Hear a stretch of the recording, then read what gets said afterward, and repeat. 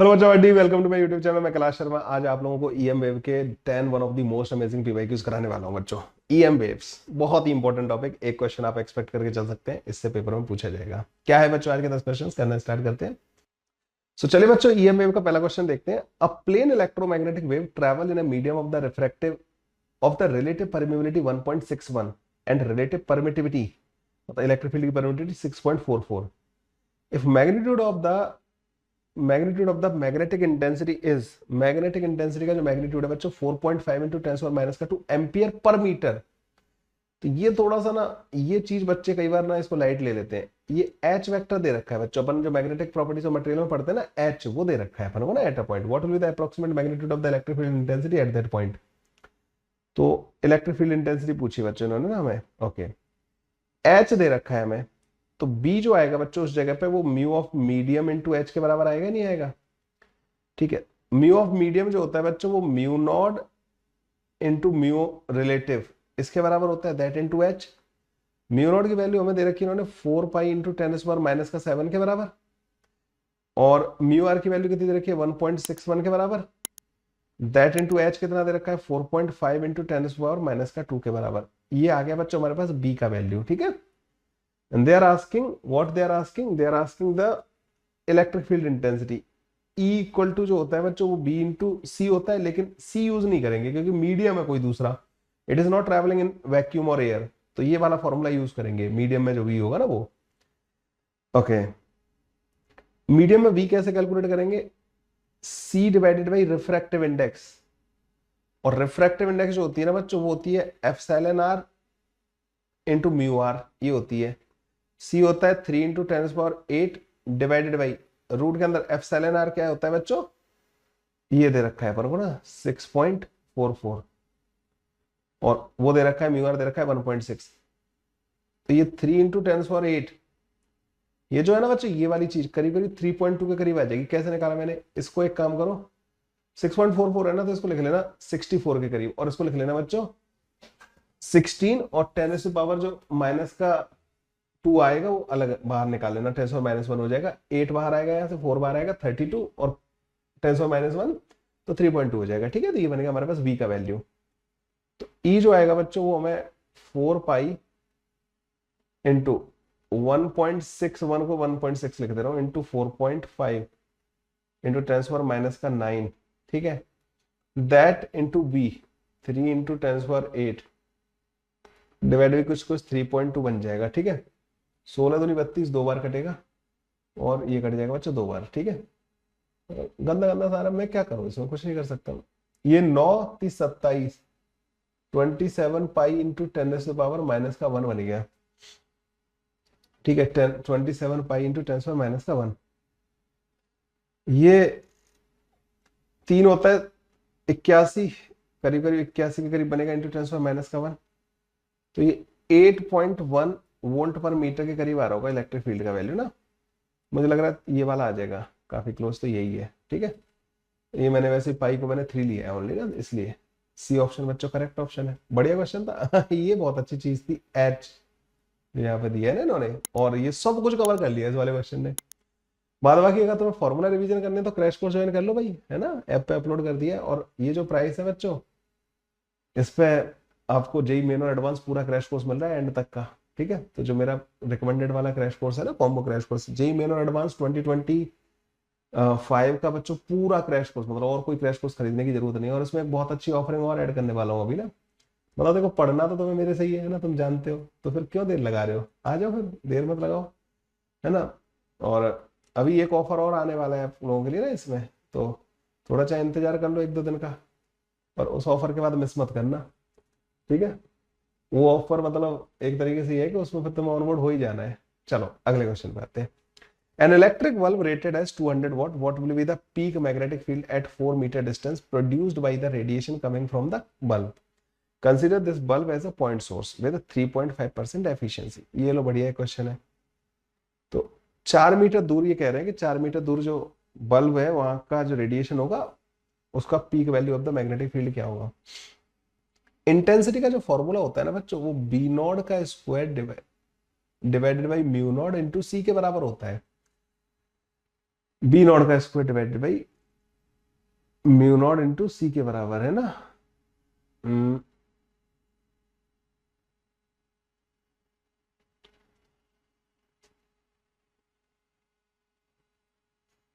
एक मिनट ना, मेरे को, मैं कभी कभी अगर फॉर्मूले में टू में कंफ्यूज हो जाता हूँ तो मैं क्या करता हूँ बच्चों, मैं सीधा उसका डेरिवेशन दोबारा से करता हूँ। जैसे इलेक्ट्रिक फील्ड अपन लिखते हैं ना, ई नॉट साइन ओमेगा टी, तो energy density of electric field होती है हाफ एप्सिलॉन नॉट इनटू इस ई नॉट का स्क्वायर साइन स्क्वायर। मैं तो ऐसे ऐसे 2 मिनट लगते हैं मतलब ना इसको करने में। साइन स्क्वायर का एवरेज 1/2 आता है, एप्सिलॉन नॉट ई नॉट का स्क्वायर डिवाइड बाई 4 हो जाती है, ये एवरेज हो जाती है इलेक्ट्रिक फील्ड की। मैग्नेटिक फील्ड की भी इतनी होती है, तो डबल जो होती है ना यू जो बनता है वो epsilon not into E naught का स्क्वायर डिवाइड बाई 2 के बराबर बनता है, तो वो बी नॉट का square divide by 2 mu naught, मतलब सही है। ये गलत कर दिया था मैंने, देखो एनर्जी डेंसिटी और उसको स्पीड ऑफ लाइट से मल्टीप्लाई कर दो तो इंटेंसिटी आ जाती है। ठीक है, इंटेंसिटी का फॉर्मूला ये होगा किसी पॉइंट पे ना, देखो ये कर सकते हो तुम लोग भी ना। एनर्जी डेंसिटी का formula sine omega T minus के एक्स करके होता है ना, ये फॉर्मूला इलेक्ट्रिक फील्ड। फिर आप half epsilon naught E square कर दो, ये energy density of electric field आ जाएगी। एवरेज निकालो, साइन स्क्वायर का एवरेज 1/2 आ जाएगा, तो 1/4 बन जाता है। ये तरीका है, ये क्रैश कोर्स में सब जो लेक्चर अपलोड होगा ना बच्चों इसका फॉर्मूला वाला, वो सब तरीके सिखाऊंगा मैं। ठीक है, ये हो गया बच्चों, यहाँ पे इंटेंसिटी हमारे पास इतना आ गया। इंटेंसिटी की वैल्यू बच्चों कितनी होगी, अब पॉइंट सोर्स जो है 200 जूल पर सेकंड की रेट से एनर्जी एमिट कर रहा था, नहीं 200 जूल पर सेकंड का है मतलब ना इसका रेटिंग, उसका ओनली 3.5% एफिशिएंसी से एनर्जी एमिट कर पा रहा है। इतनी इतने जूल पर सेकंड एनर्जी एमिट कर पा रहा है ना।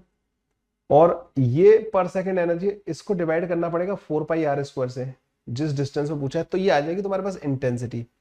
तो जितनी एनर्जी एमिट हो रही है पर सेकंड, उसको अगर आप 4 पाई r² से डिवाइड कर दो तो आपके पास इंटेंसिटी आ जाती है। मतलब ना एक वो कहते हैं ना पॉइंट सोर्स से जो लाइट निकल रही होती है पूरा एक स्फीयर टाइप का बनेगा 4 पाई r² एरिया का, तो पर यूनिट एरिया जो एनर्जी होगी वो ये हो जाएगी। इसकी इंटेंसिटी ऐसे तो पता करते हैं पॉइंट सोर्स की। और इसको बी नॉट का square into c 3 × 10⁸ divide by 2 into mu naught के बराबर कर देना, मतलब 4 पाई इंटू 10⁻⁷ के बराबर कर देना। ठीक है, तो बी नॉट का स्क्वायर जो आ जाएगा ना बच्चों, एक तो पहले 4 पाई से इस 4 पाई को काट देते हैं।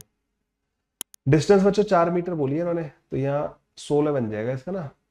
ओके, तो इससे उस 16 को काटो 8, और 8 से इसको काटो 25, 25 से इसको काटो बच्चों 4 बार कट जाएगा। ठीक है, ये सब कुछ मैंने यहाँ तक कर लिया। तो बी नॉट का स्क्वायर जो बनेगा ना बच्चों, ये ऊपर चला जाएगा, तो 3.5 divide by 4 10⁻⁷ into 10⁻⁸ divide by 3 बन जाएगा, है ना। ये बन गया बच्चों। तो बी नॉट जो आएगा ना बच्चों, वो इसका रूट आ जाएगा 12, 12×3 = 36, मतलब कुछ 0.3 इंटू 8×7 = 15। तो इसको माइनस का 16 लिख लेना, इसका रूट कर लेना। 3 का वैल्यू होता है 1.732 इंटू 10⁻⁸ टेस्ला। 1.7 इंटू 10⁻⁸ टेस्ला कहाँ पे आ रहा है, ये वाला आ रहा है। ठीक है, बी ऑप्शन बच्चों करेक्ट ऑप्शन आ जाएगा, काम खत्म। इंटेंसिटी इंटेंसिटी के फॉर्मूले पता होने चाहिए आपको, हो तो जाएगा ये बड़ा आराम से। ठीक है, अगला question. The electric field in the electromagnetic wave is given by this. Electric field बच्चों ऐसा दे रखा है। ठीक है, find the intensity of the wave if it is propagating along the x axis in the free space. X axis के along propagate कर रही है फ्री स्पेस में। ठीक है, तो इंटेंसिटी पूछिए। इंटेंसिटी का फॉर्मूला बच्चों ये होता है, अभी बताया ना मैंने, ई नॉट का square epsilon naught divide by 2 into C, ये होता है बच्चों इंटेंसिटी का फॉर्मूला। ठीक है, तो एप्सिलॉन नॉट तो तुम्हें 8.85 इंटू 10⁻⁻12 दे रखा है। ई नॉट, अरे यार 56.5 इंटू 56.5, ऐसे कौन कौन देता है क्वेश्चन। सी बच्चों 3 इंटू 10⁸ डिवाइडेड बाई 2 कर लो इसको। अब मैं इसको कैसे सॉल्व करूँ, इतना गंदा सा क्वेश्चन कौन करेगा इसको सॉल्व। अरे चलो 28,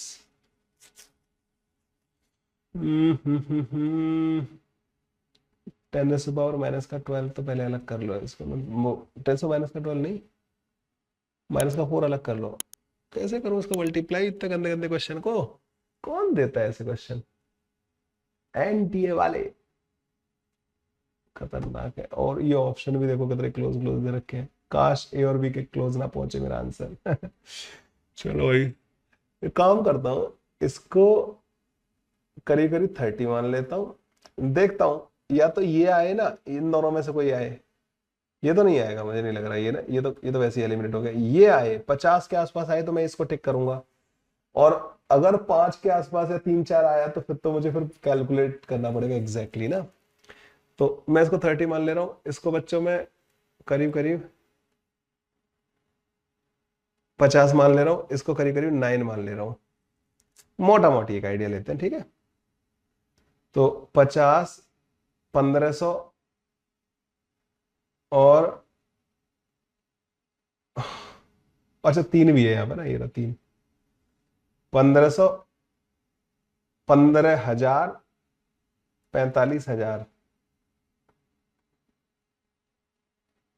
ये तो 4.5 के करीब आ गया यार वॉट पर मीटर स्क्वायर यार, 4.5 के करीब, मतलब दिस कुड बी एनीथिंग यार, आउट ऑफ ए और बी ऑप्शन। कैलकुलेटर यूज करो यार ना, जैसे देखो ये बी ऑप्शन दिया है इन्होंने, nothing can be done, I can not help you in this case ना। मतलब मैंने तो बहुत मोटा मोटा लिया, इसको 50 ले लिया, 6 कम किया, इसको 30 ले लिया, इसमें बढ़ाया, इसको भी थोड़ा बढ़ाया मैंने, है ना। मतलब फिर भी मैं हायर साइड गया हूँ, लोअर साइड गया हूँ, मुझे नहीं पता ये दो ऑप्शन, मतलब इन दोनों में से एलिमिनेट करना मतलब will be difficult. It is just simple calculation बच्चों, I leave this to up to you, मतलब लाइक और कोई तरीका नहीं है यार। थोड़ा सा आइडिया लग जाता, अगर ये आ जाता ना 50 के करीब ये ऑप्शन होता, तो ये कुछ 45 या कुछ आ रहा होता, फिर तो मुझे क्लियर दिख जाता कि ये दो नहीं हो सकते, ये हो ही नहीं सकता, तीसरा यही होगा, है ना। पर इसमें नहीं यार, ऐसे क्वेश्चन देना मतलब इज, मतलब 56.5 का स्क्वायर करवा रहे हो आप हमसे। और अगर तुम्हें इसको क्लोज जाना है ना बच्चों, तो एक काम करो, इसको 55 और 55 ले लो, 55 और 55 का फिर भी मैं स्क्वायर आराम से कर सकता हूँ, 5 और 5 25 और 5 6 30, ये होता है 55 का स्क्वायर ना। कैसे करते हैं, ऐसे ऐसे कोई भी नंबर हो ना जिसमें जैसे इसका स्क्वायर करना हो जिसमें लास्ट डिजिट 5 हो, तो पहले जैसे 55 55 कहते हैं 25 लिख दो, और फिर ये 5 और 5 है ना, तो इसका 5 into 6 लिख दो। जैसे 75 into 75 करना है बच्चों ना तुम्हें, तो पहले 25 लिख दो और एक नंबर बढ़ा के 70 to 56, यहाँ पे 56 लिख दो, तो ये आ जाएगा, ठीक है। तो ऐसे करके देख लो थोड़ा सा ना, 55 into 55 हमारे पास ये आ गया 30, which can be written like 3000, ठीक है, 3000 के करीब आ गया, लेकिन ये वैल्यू मैंने कम ली है, ध्यान रखना। 55 55 इसको 9 ले लो, और इसको 3 तो है ही यहाँ पे, तो 9000 इंटू 9 डिवाइड बाई 2, ये नीचे 2 फिर कटेगा नहीं ना, क्योंकि मैंने इसको फिर 55 लिया ना, 28 नहीं लिया, ये 81,000 डिवाइड बाई 2 आ जाएगा, तो ये 41,000 के करीब आ जाएगा, है ना। हाँ, इससे थोड़ा सा और आइडिया लग गया कि 4 पॉइंट समथिंग आएगा, ठीक है भाई, ये आ जाएगा, ठीक है, बी ऑप्शन आ जाएगा करेक्ट। ऐसे कर सकते हो, मतलब डिफरेंट वेज, मतलब ना और कुछ नहीं करना है इसमें ना, तरीके जिससे बेस्ट पॉसिबल वे जिससे आप कैलकुलेशन को आसान कर सको। The electromagnetic wave travel in a medium at a speed of this. The relative permittivity of the medium is this. Okay. The relative permittivity मतलब ये डाइलेक्ट्रिक कांस्टेंट है, एप्सिलॉन आर की वैल्यू पूछ रहे हैं। म्यू आर आपको बच्चों इन्होंने 1 दे रखा है। रिफ्रैक्टिव इंडेक्स जो होती है वो c डिवाइड बाई v के बराबर होती है, 3/2 के बराबर आ जाएगी। c होता है 3 × 10⁸ डिवाइड बाई v 2 × 10⁸ हो गया, ठीक है। और ये बच्चों रिफ्रैक्टिव इंडेक्स जो होती है ना, वो एप्सिलॉन आर और म्यू आर के बराबर होती है। तो ये म्यू आर तो दे रखा है, एप्सिलॉन आर जो है ना बच्चों 9/4 के बराबर आ जाएगी तुम्हारे पास ना, 4 दूनी 8 और 2.25 के बराबर आ जाएगा, ये आ जाएगा बच्चों आंसर, रिलेटिव परमिटिविटी ना, यार ये वाला ऑप्शन, ठीक है। अगला क्वेश्चन बच्चों, यहाँ पे क्वेश्चन दे रखा है, if electric field intensity in a uniform plane electromagnetic wave is given by this formula, ठीक है। Then the magnetic intensity H, magnetic intensity H बोल रहा है बच्चों, ये H जो होता है ना वो बेसिकली B0 डिवाइड बाई म्यू0 पूछ रहे हैं आपसे, ठीक है। ये E0 दे रखे हैं। अच्छा, ये बाइक्रोमेटिक रेडिएशन है, दो डिफरेंट, नहीं बाइक्रोमेटिक नहीं, ये दो दो दो वेव हैं बच्चों ना, जिनमें इलेक्ट्रिक फील्ड के एम्पलीट्यूड अलग अलग दे रखे हैं। अच्छा, इस वाली वेव में इलेक्ट्रिक फील्ड जो है माइनस का, या माइनस लगा हुआ है ना, तो माइनस का x डायरेक्शन में इलेक्ट्रिक फील्ड ना, और डायरेक्शन ऑफ प्रोपोगेशन हमें यहां से पता लगती है, तो प्लस का z डायरेक्शन में प्रोपोगेशन हो रहा है, तो मैग्नेटिक फील्ड किधर रहा होगा, E क्रॉस बी, C की डायरेक्शन देना चाहिए, तो B माइनस का y डायरेक्शन में रहा होगा, अगर मैंने x इधर माना, y इधर माना और z अगर मैंने इधर माना, तो देखो E क्रॉस बी करोगे तो बाहर की तरफ आ जाएगा, ठीक है। E को B की तरफ क्रॉस करोगे ये आ जाएगा, तो B बच्चों माइनस का j कैप डायरेक्शन में होना चाहिए, मतलब माइनस का a वाई, तो जैसे यहाँ पे प्लस का a वाई दिया है तो ये गलत हो जाएगा, यहाँ पे प्लस का a वाई दिया है बच्चों, ये भी गलत हो जाएगा, यहाँ माइनस का a वाई दिया है, ये इन दोनों में से कोई एक ऑप्शन होगा, ठीक है, इन दोनों में से।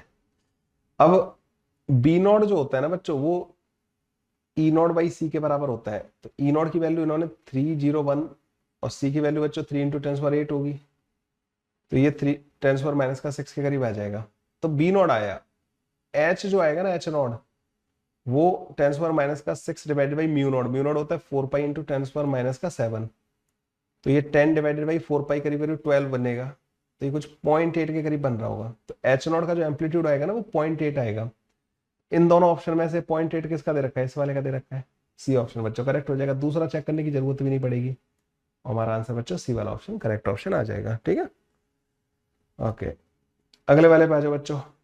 अ metallic conductor of length 1 metre rotate in a vertical plane parallel to east west direction, parallel to east west direction, east west, okay, about one of its end with an angular velocity 5 radian per second if the horizontal component of the earth magnetic field इतना है तो EMF, ये बच्चों गलत question आ गया यहाँ पे, ठीक है, ईएमएफ की वैल्यू पूछ रहे हैं। तो ईएमएफ जो आएगा बच्चों बी, ये क्या लिख रहा हूं मैं, मेरी तभी थकान तो हो गई ना, बी ओमेगा एल का स्क्वायर डिवाइड बाई 2 के बराबर होता है, ठीक है। तो बी की वैल्यू कितनी दे रखी है, 0.2 इंटू 10⁻⁴, ओमेगा कितना दे रखा है 5 इंटू एल का स्क्वायर डिवाइड बाई 2, तो ये आ जाएगा बच्चों आपके पास 50 माइक्रोवोल्ट के बराबर आंसर आ रहा होगा। पर ये यहाँ पे क्यों दे दिया क्वेश्चन, ध्यान नहीं दिया होगा, ठीक है, बी ऑप्शन बच्चों करेक्ट ऑप्शन आ जाएगा इसमें, ठीक है। अगले क्वेश्चन पे आ जाओ।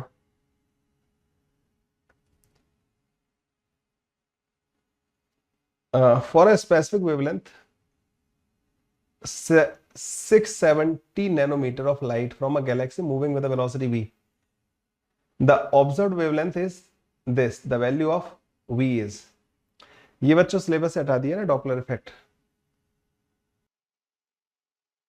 एक लेक्चर है बच्चों मेरा, मतलब Doppler effect in light wave, Kailash Sharma, ऐसे सर्च करना, you will find a lecture जिसमें मैंने पूरा थ्योरी ऑफ रिलेटिविटी और उसके साथ मैंने करीब करीब 4 साल पहले ये टॉपिक पढ़ाया था, ठीक है। उसमें अगर आपको ज़्यादा इंटरेस्ट है अगर इसको पढ़ने का, तो वहाँ मैंने पूरा का पूरा बच्चों बताया है। तो उसका उसी वीडियो से मैं जो है ना इसका डेल्टा लैम्डा का फॉर्मूला यूज़ करने वाला हूँ, ठीक है। वैसे ही सिलेबस में नहीं है ना, तो मुझे ज़्यादा टेंशन नहीं है इस चीज़ की ना, मुझे दोबारा पढ़ाने की जरूरत नहीं है। तो delta lambda divided by lambda जो होता है ना बच्चों, वो यू डिवाइडेड बाई सी के बराबर होता है।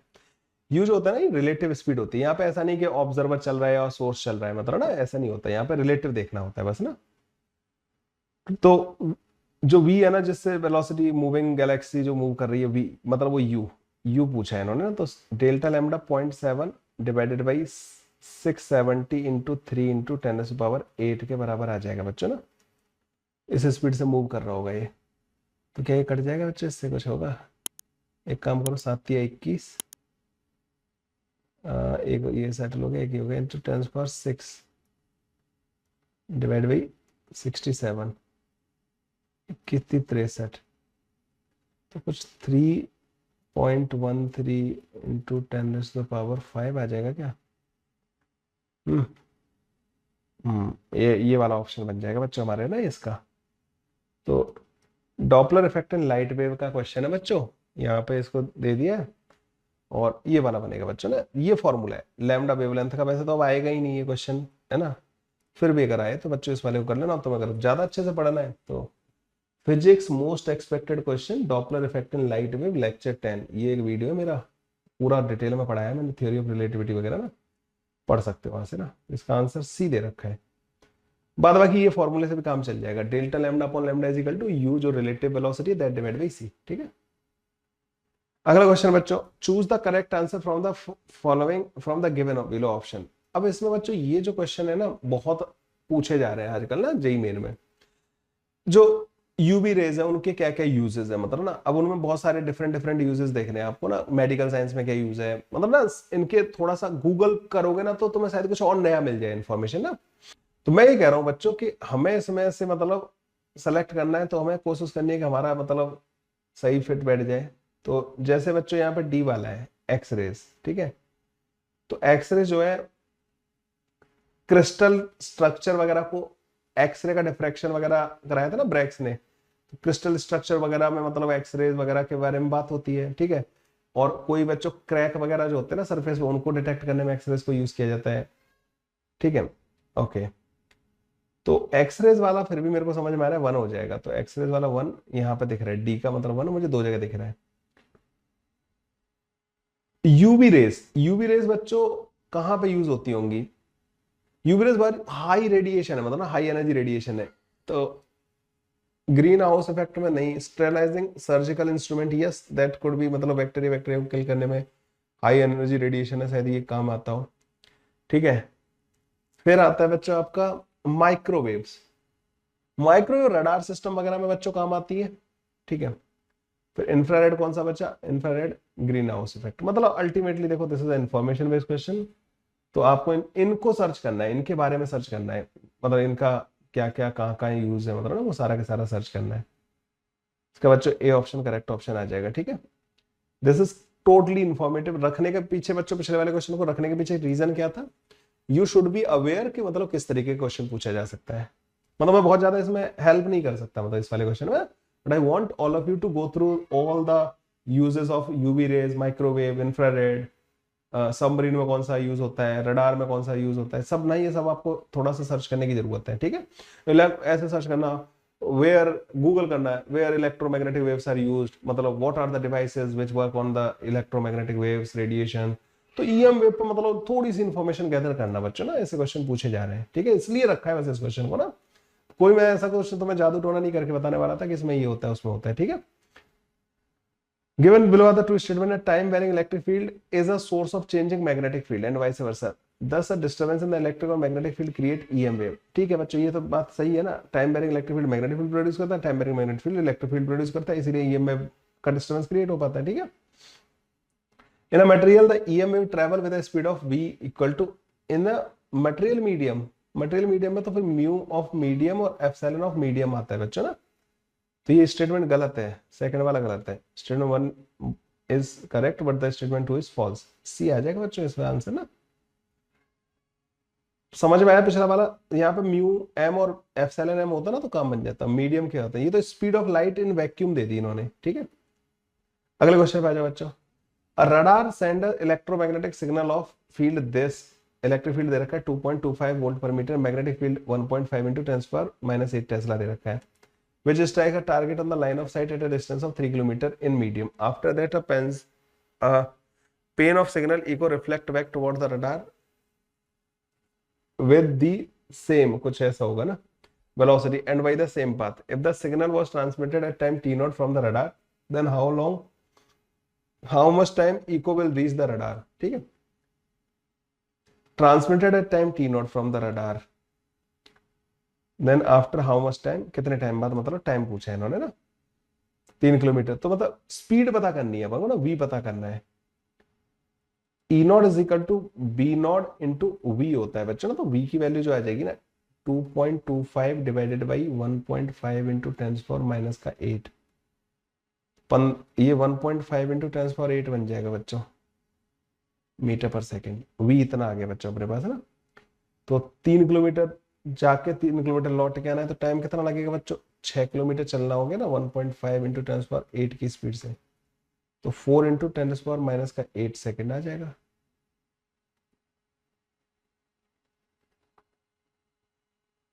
अच्छा किलोमीटर में ना 10⁻³ भी आएगा यहाँ पे ना, तो माइनस का 5 आ जाएगा, 4 इंटू 10⁻⁵ सेकेंड। बी ऑप्शन बच्चों आंसर हो जाएगा, ठीक है। ऐसे सॉल्व हो जाएगा ये वाला क्वेश्चन। तो ये तो मतलब इजी क्वेश्चन था। कैसे लगे बच्चों EM वेव के क्वेश्चंस?